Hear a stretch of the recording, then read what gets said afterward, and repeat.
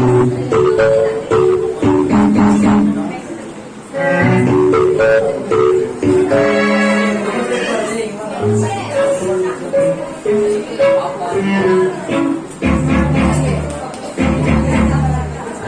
மட்டும் வந்துட்டோம். இப்ப என்ன சொல்றது என்ன பண்றது ஒன்றும் புரியல.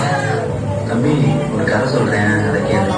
கதை ஒண்ணு சொல்ல வந்தீங்க, அது கொடுத்து கேட்டு பாருங்க.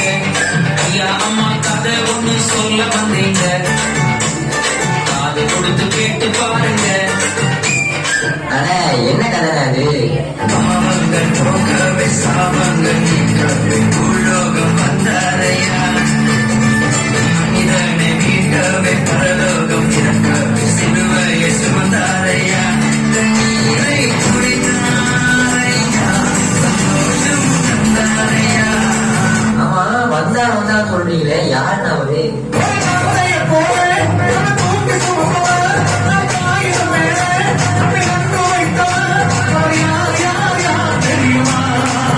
அதே சொல்லிங்களேன்.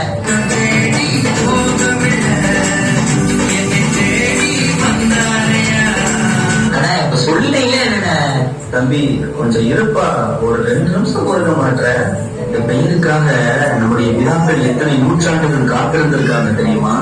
சரி உன்னோட ஆர்வத்துக்காக இப்ப சொல்றேன், கேளு.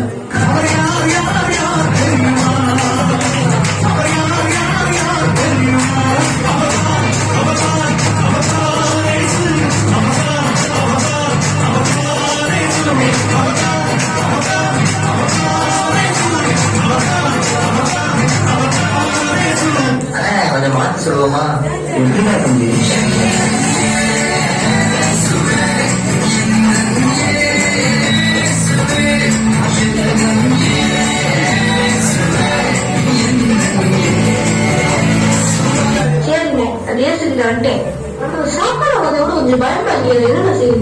தம்பி நம்ம யாரு, நம்ம எப்பேற்பட்ட சந்ததின்னு தெரியுமா?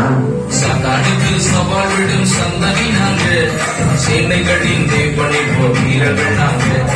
சந்தானுக்கு சவால் விடும் சந்ததி நாங்க, சேனைகளின் தேவனை போல் வீரர்கள் நாங்க. சவாலே சமாளி சதாடே நீ ஏமாளி, சவாலே சமாளி சதாடே நீ ஏமாளி. சவால் சவால் சவால் சவால் சவாலே, நாங்க பகுல போல சவால் விடும் சவாலே. இயேசுவோட சந்ததி ஆயிட்டோம்.